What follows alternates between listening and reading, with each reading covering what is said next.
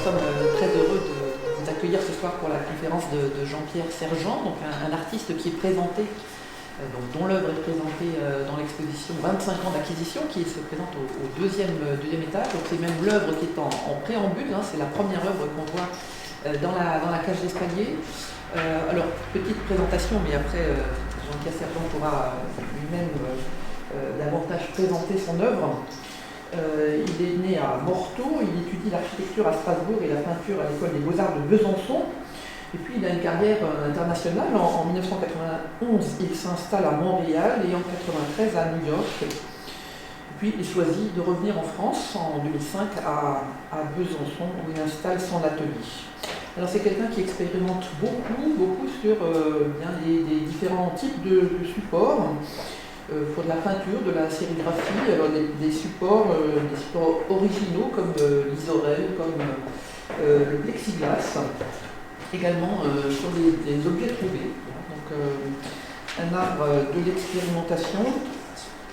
Il en parlera certainement de la série des Mayan Diary, élaborée entre 2001 et 2003, donc une série d'images au format carré, hein, donc une œuvre est présentée dans l'exposition, un ensemble qui est exposé dans plusieurs galeries et centres culturels new-yorkais. Et en 2011, l'artiste bénéficie d'une exposition monographique au Musée des Beaux-Arts. Et entre 2019 et 2023, l'artiste présente son œuvre monumentale de peinture sérigraphiée sur plexiglas au musée de Besançon, intitulée Les 4 piliers du ciel. Alors aujourd'hui, son travail est largement diffusé en Europe, mais également au Canada, aux États-Unis et depuis 2016 en Chine et également en Iran. Je vous laisse la parole. Je vous remercie. Merci beaucoup. Merci beaucoup à toute l'équipe du musée. Et je suis très heureux d'être ici ce soir avec vous. Et je vais vous présenter quelque chose qui a à voir avec mes influences hindoues, parce que je suis très fasciné par les cultures indiennes. Donc je vais venir à l'ordinateur et je vous parlerai de ça.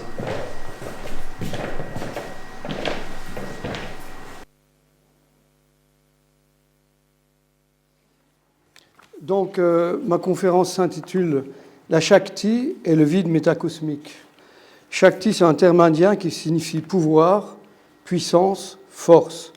Dans le tantrisme, ce mot désigne l'énergie féminine, le principe actif de la force qui anime aussi bien l'univers que tous les êtres vivants qui le peuplent. Et le vide métacosmique, c'est une notion que j'ai tirée d'un livre de Ajit Mukherjee, qui est un grand spécialiste du tantrisme. Et dans un de ses livres, il y avait cette peinture du vide métacosmique. Et c'est quelque chose qui m'a vraiment subjugué, qui m'a interrogé, parce que ça montrait quelque chose que je n'avais jamais rencontré auparavant. Donc je parlerai un peu de ces notions-là.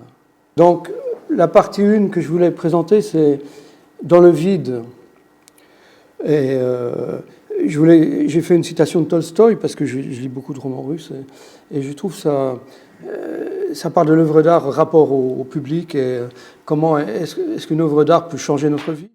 Donc une véritable œuvre d'art détruit dans la conscience du spectateur la séparation entre lui-même et l'artiste. L'art élève l'homme de sa vie personnelle à la vie universelle.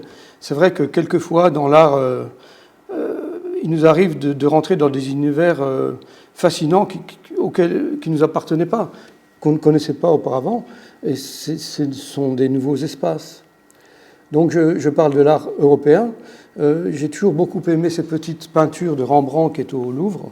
Et chaque fois que j'allais le voir, cette peinture, il y a une dimension totalement métaphysique, mais aussi une grande finitude et infinitude. C'est-à-dire que l'homme est inscrit dans le présent et dans son avenir. L'avenir du vieillard, c'est de mourir. Et c'est cette présence au monde dont j'aimerais parler dans le vide. Bien sûr, Rembrandt est fabuleux parce qu'il y a, pas tout, systématiquement, mais dans beaucoup de ses œuvres, il y a une présence incroyable. Et ça, c'est un peintre américain que j'adore, qui s'appelle Barnett Newman. Et c'est une œuvre qui est à Beaubourg. Et depuis mes années, quand je vivais en France, j'allais parfois à Beaubourg. Et j'ai toujours été fasciné par cette toile parce qu'en fait, pour moi, elle représente un peu ce qu'on pourrait dire au milieu Dieu, et à gauche, à droite, l'homme et la femme, positif, négatif. C'est une synthèse d'énergie également. Et aussi, c'est un grand format. Et j'ai compris les grands formats seulement en arrivant aux États-Unis, parce que, par exemple, à Montréal, on a l'impression que le ciel est immense. Et l'espace est beaucoup plus grand que ce qu'on peut connaître en Europe.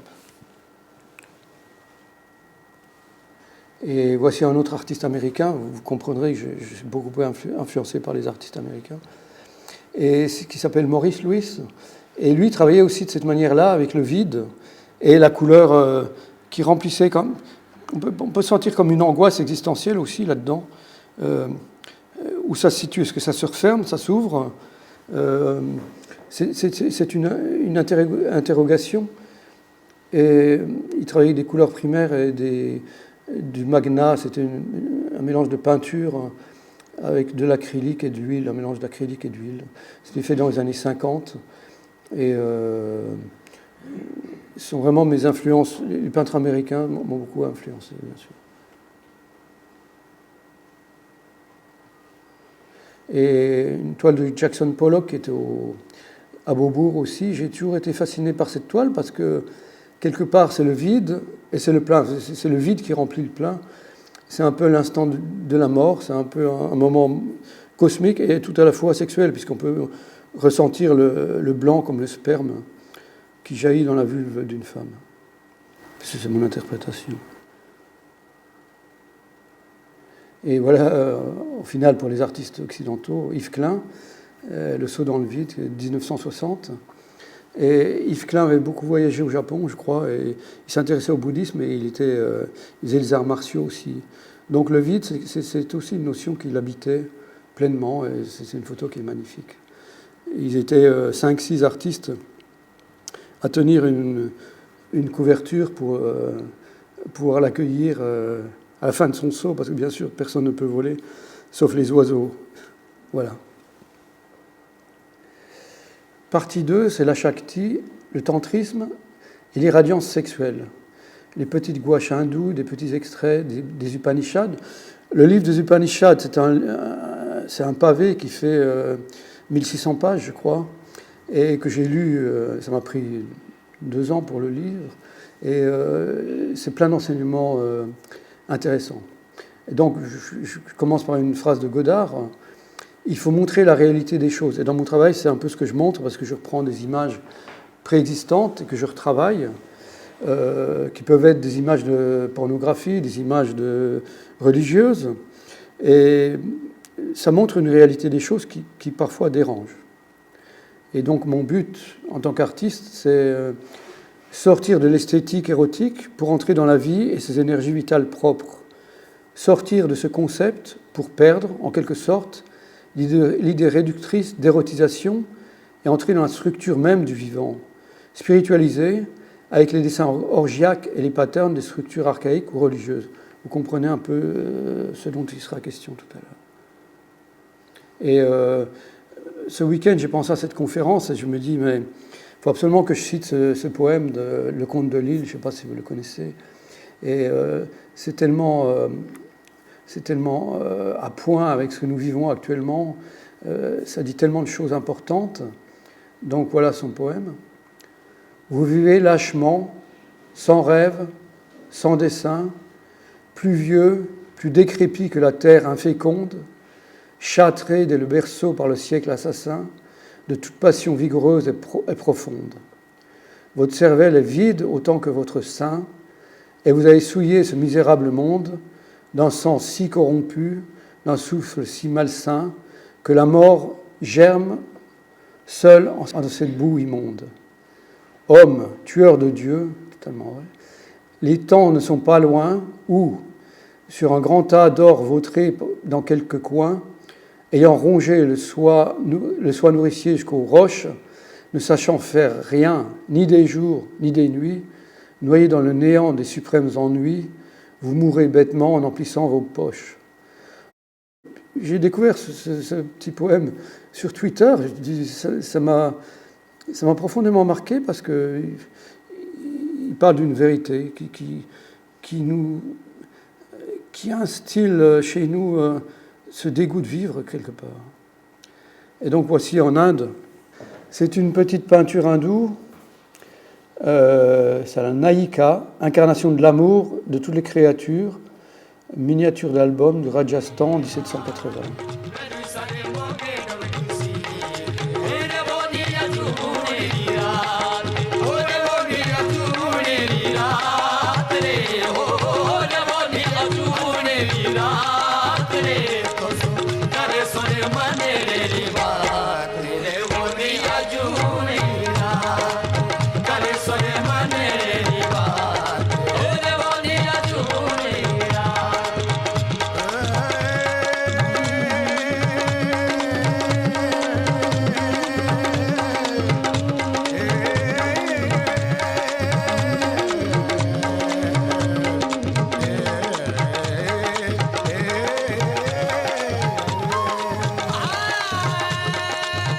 Donc, je ne sais pas si vous pouvez voir, c'est plein de détails. Ce sont en fait des scènes orgiaques avec des animaux, des femmes. C'est un peu ça décrit de la bestialité.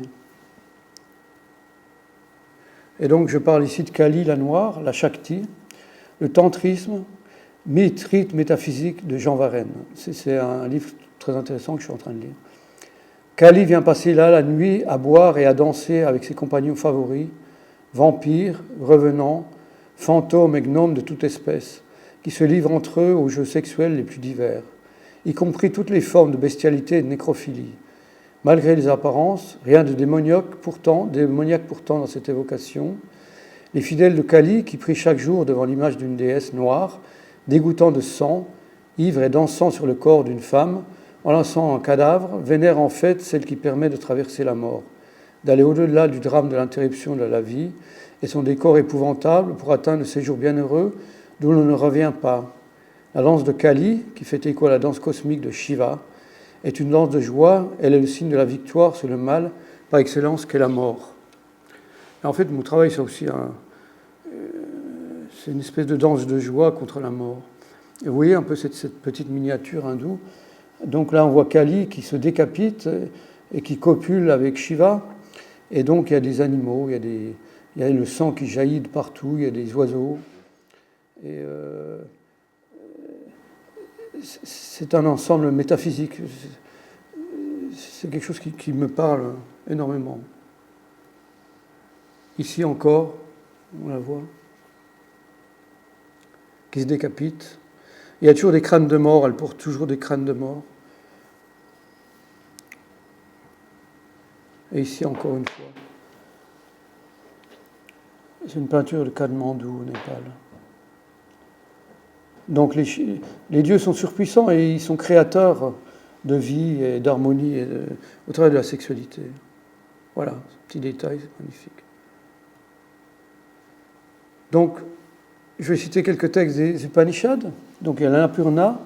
Dans le monde, quel que soit l'objet que l'on considère, il ne s'agit que d'un processus vibratoire de la conscience et non d'une entité permanente. Le Tripa Vibhuti Maranarayana, salutation aux divinités, c'est le désir qui accomplit l'acte. Le désir a commis l'acte, c'est le désir qui est l'auteur de l'acte et non moi. C'est-à-dire qu'il y a une déresponsabilité de l'humain envers la sexualité.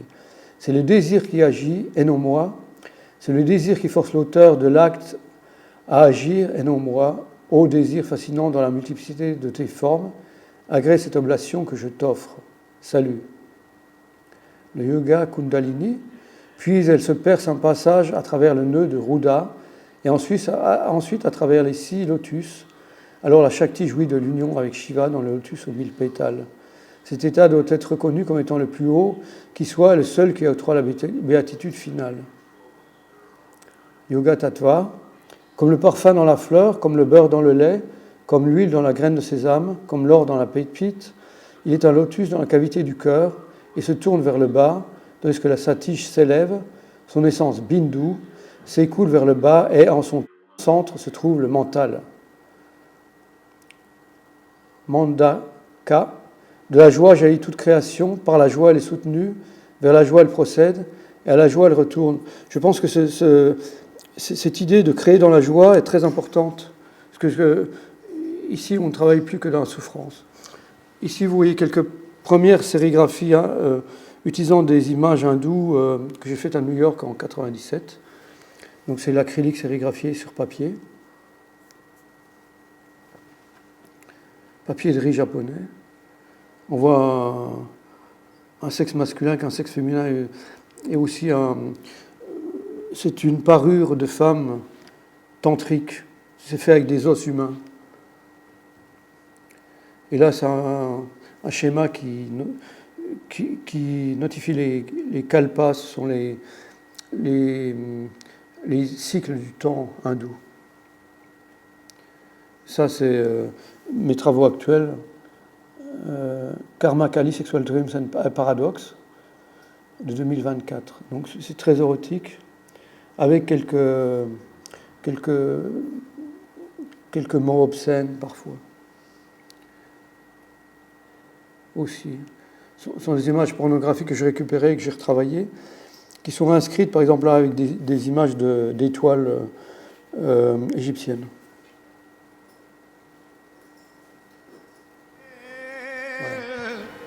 Voilà. On va peut-être couper les caméras.